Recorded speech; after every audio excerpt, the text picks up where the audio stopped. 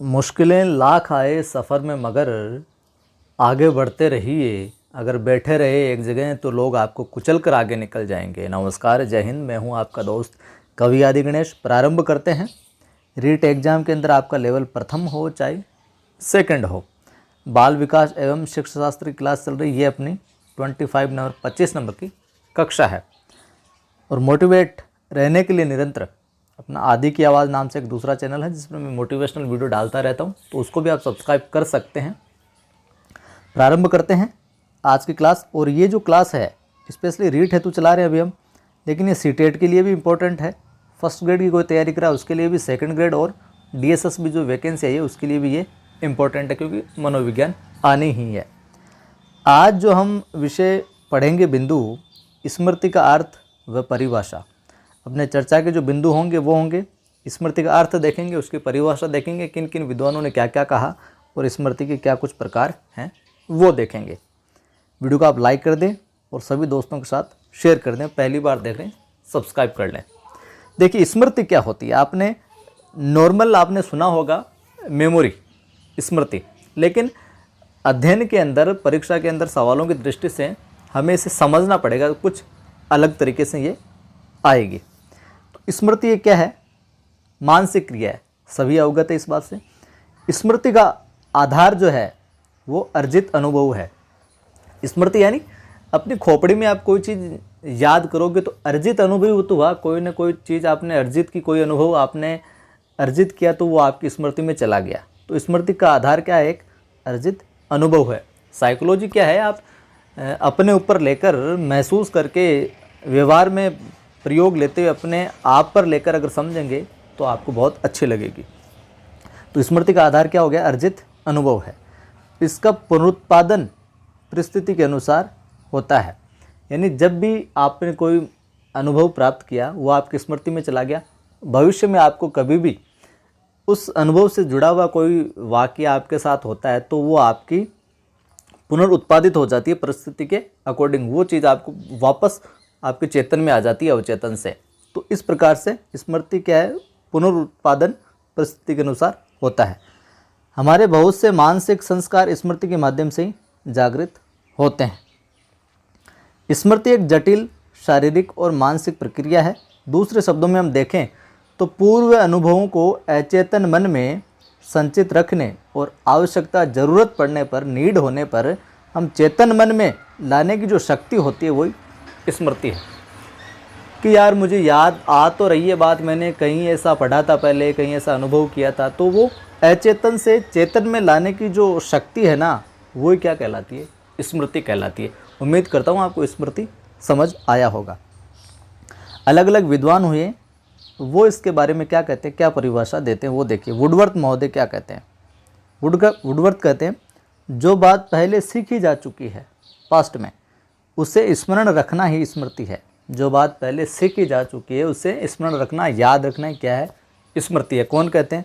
Woodworth महोदय कहते हैं। रायबर्न अपनी क्या राय देते हैं इसके विषय में? अपने अनुभवों को संचित रखने और उनको प्राप्त करने के कुछ समय बाद चेतना के क्षेत्र में पुनः लाने की जो शक्ति हमें होती है उसी को हम स्मृति कहते हैं। ये क्या कहते हैं रायबर्न?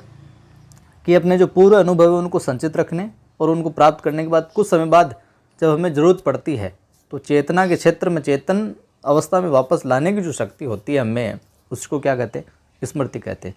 कुल मिलाकर बात यह है कि पुरानी चीज़ों को वापस स्मृति में लाने वाली जो शक्ति होती है वो स्मृति है। जेम्स क्या कहते हैं?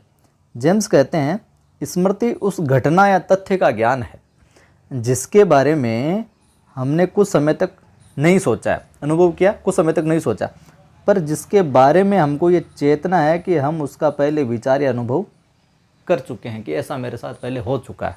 ठीक है। स्टाउट या स्काउट क्या कहते हैं? स्मृति एक आदर्श पुनरावृत्ति है। ध्यान में रखना इस बात को, ये विशेषताओं में शामिल होती है। स्मृति एक आदर्श पुनरावृत्ति है। मैकडूगल क्या कहते हैं? स्मृति से तात्पर्य अतीत की घटनाओं की कल्पना करना और इस तथ्य को पहचान लेना कि ये अतीत के अनुभव, अतीत में मेरे साथ ये घटित हुआ है, ये मैकडूगल कहते हैं। अब देखिए आगे, एटकिंसन सेफ्रन ने 1968 में स्मृति का प्रथम अवस्था मॉडल प्रस्तुत किया। पूछ लिया जाए स्मृति का प्रथम अवस्था मॉडल प्रस्तुत कब किया गया? 1968 में। किसने किया? एटकिंसन सेफरन ने। और इस मॉडल के अनुसार स्मृति तंत्र जो है 3 प्रकार का होता है। ये यूँ कह सकते स्मृति 3 प्रकार की हम कह सकते हैं इस मॉडल के अनुसार, एटकिंसन के अकॉर्डिंग। पहली, संवेदी या तात्कालिक स्मृति। पहली कौन सी? संवेदी या तात्कालिक स्मृति। समझिए, इस स्मृति में व्यक्ति सूचनाओं को बहुत ही कम समय के लिए रख पाता है। तात्कालिक मतलब उसी समय, बहुत ही कम समय के लिए रख पाता है, या यूं कहें कि 1 सेकंड या उससे भी कम समय के लिए कह सकते हैं कि इतने समय के लिए वो रख पाता है। तात्कालिक का समझ लिया, उस समय की बिल्कुल तुरंत ताज़ा। अब देखिए अल्पकालिक स्मृति। इस अल्पकालिक स्मृति को विलियम जेम्स ने प्राथमिक स्मृति भी कहा है। जो अल्पकालिक स्मृति है इसको विलियम जेम्स ने क्या कहा है? प्राथमिक स्मृति भी कहा है। और साथ ही साथ इसके अन्य नाम भी ये ध्यान में रखिएगा। इसे सक्रिय स्मृति, तात्कालिक स्मृति, लघुकालीन संचयन भी कहा है। ये किसने कहा है? अब आप कहोगे तात्कालिक स्मृति तो वो ऊपर वाली होगी, लेकिन ये एटकिंसन महोदय कहते हैं, लेकिन अल्पकालिक जो स्मृति है इसको विलियम जेम्स ने कहा है। अल्पकालिक स्मृति को कहा है विलियम जेम्स ने। तात्कालिक स्मृति, लघुकालीन संचयन, सक्रिय स्मृति या प्राथमिक स्मृति, ये नाम आप ध्यान में रखना। इसमें क्या होता है अल्पकालिक में कि आप 20 सेकंड से लगाकर 40 सेकंड तक मान सकते हैं, ठीक है। इसमें इस समय तक इस स्मृति में चीज़ रहती है। इसके बाद में तीसरा जो प्रकार हुआ है दीर्घकालीन स्मृति। दीर्घ यानी लंबे समय तक।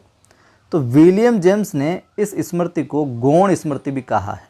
ध्यान में रखना, दीर्घकालीन स्मृति को विलियम जेम्स ने क्या कहा है? गौण स्मृति भी कहा है। और इस स्मृति में व्यक्ति किसी पाठ